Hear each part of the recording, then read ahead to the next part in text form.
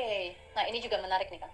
Nah, jadi karena kami sudah menerima asosiasi sekolah swasta, rata-rata memang kalau kita bicara guru-guru yang ada di swasta, kita jangan berbicara swasta yang bayarannya per bulan mungkin 11 juta, 15 juta per bulan. Ini kita bicara swasta yang levelnya di kampung. Ya, yang organisasi-organisasi kemasyarakatan punya sekolah, membayar guru honorer pun juga dengan lebih banyak tawakalnya ya. Tawakal itu artinya ya pokoknya berserah diri lah. Mungkin dapat 300.000, mungkin dapat 500.000 gitu.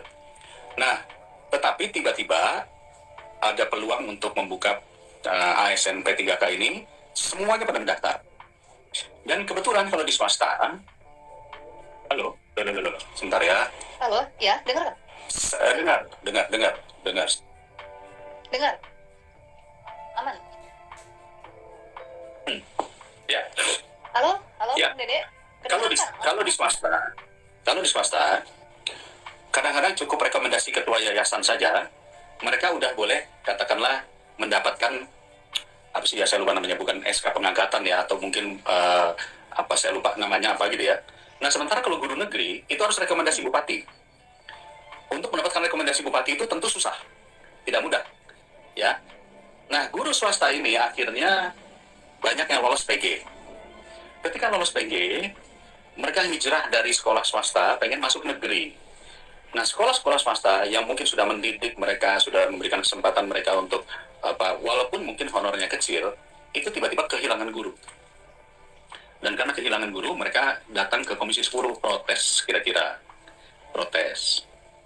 Akibatnya apa? Akibatnya mereka harus menerima guru honorer baru, yang mana harus dididik lagi dan dilatih lagi. Nah, sementara guru yang tadi dari swasta, ketika lolos PG, itu langsung oleh swasta dianggap mengundurkan diri, keluar. Di sekolah negeri belum ketampung karena tadi formasi. Iya. Maka kami juga meminta kepada Kemendikbud agar yang lolos PG ini didahulukan dengan cara mencari katakanlah posisi-posisi fungsional terlebih dulu. Mungkin tidak mengajar, tapi misalnya ditaruh di bagian kearsipan atau apa. Tetapi artinya harus ada tempat penampungan dulu buat mereka sampai formasi nanti terbentuk. Ya, karena udah lolos. Kalau sudah lolos tes dan sebagainya itu diutamakan. Tetapi kalaupun kemudian ada lagi solusi kedua, yaitu namanya diperbantukan kepada swasta. Jadi gajinya tetap dari pusat, tapi sementara diperbantukan di sekolah swasta tempat dia mengajar. Supaya apa? Supaya dia tetap mendapatkan haknya sebagai P3K, ASN, tapi sambil menunggu formasi dia tetap mengajar di sekolah lamanya. Itu juga solusi, dan ini sekarang sedang dipertimbangkan oleh pemerintah. Gitu. Ini ada yang balas, yang komen juga nih, Kang, setuju sekali untuk mendahulukan yang sudah lulus PG. Nah, mungkin nih Kang Dede, kita masuk ke balas untuk baca komentar-komentar ya, Kang ya. Pertanyaan dari rekan-rekan guru yang mungkin juga udah mengikuti live kita dari tadi nih, Kang. Ya. Ini Kang, aku coba rekap dulu. Ada pertanyaan dari Febriani Lisda. Pertanyaannya gini, Kang. Pak, pengangkatan guru PG berdasarkan kuota atau formasi? Nah, gimana nih, Kang? Pengangkatan guru PG berdasarkan kuota atau formasi, gimana nih Kang Dede? Menurut saya kalau disebut kuota nggak ada ya, istilah kuota itu tidak ada. Yang ada tadi formasi yang dibuka dan formasi yang sanggup, dalam tanda kutip tadi permasalahannya, sanggup dibayar oleh pemerintah daerah. Ya. Okay. Jadi mungkin saya pernah didatangi oleh katakanlah kawan-kawan dari asosiasi ataupun juga perkumpulan guru-guru honor lulus PG tapi belum penempatan. Mereka juga menanyakan kepada saya, bagaimana Pak? Saya menjawab, kewajiban pemerintah lolos PG itu adalah penempatan. Nah, pemerintah ini kan bukan pemerintah pusat saja, ada pemerintah daerah. Betul. Pemerintah daerah, permasalahan utamanya adalah ketika DAU turun yang kemarin ini earmarking, mereka sudah keburu mengetok APBD 2022 ini. Oke. Oleh dengan DPRD sudah diketok. Mereka berpikir ada tambahan DAU, ternyata tidak. Nah, DAU ini ketika menjadi tanggung jawab, maka mereka mengatakan harus masuk dalam pembahasan APBD di 2023, baru bisa disisihkan.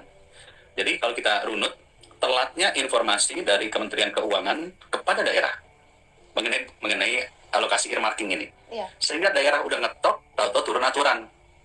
Mereka udah spread dananya tuh, udah dibagi-bagi ke sana kemari untuk urusan-urusan pembangunan lainnya. Sehingga mereka hanya sanggup memberikan tunjangan, ada yang 1 tahun, tapi nggak ada yang, oh kami sanggup semuanya. Maka dari jumlah formasi itulah, misalnya 6.000, sama mereka dibikin hanya 1.500 atau 2.000. Dengan catatan nanti ketika APBD 2023, baru mereka akan buka formasi plus tunjangan-tunjangan yang menjadi kewajiban daerah. Ini masalah terbesar sebetulnya Mbak Erisa, ya memang duit yang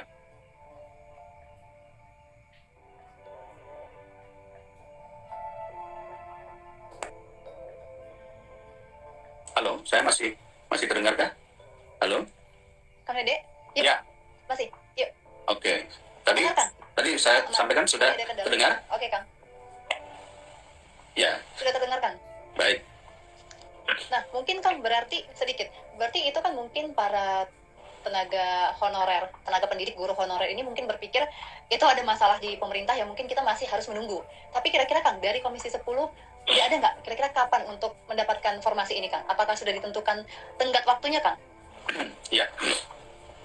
Sebetulnya saya mendengar banyak isu rumor-rumor yang beredar lah ya, tentang mengatakan ada statement salah seorang pejabat yang mengatakan bahwa honorer ini adalah beban negara dan seterusnya.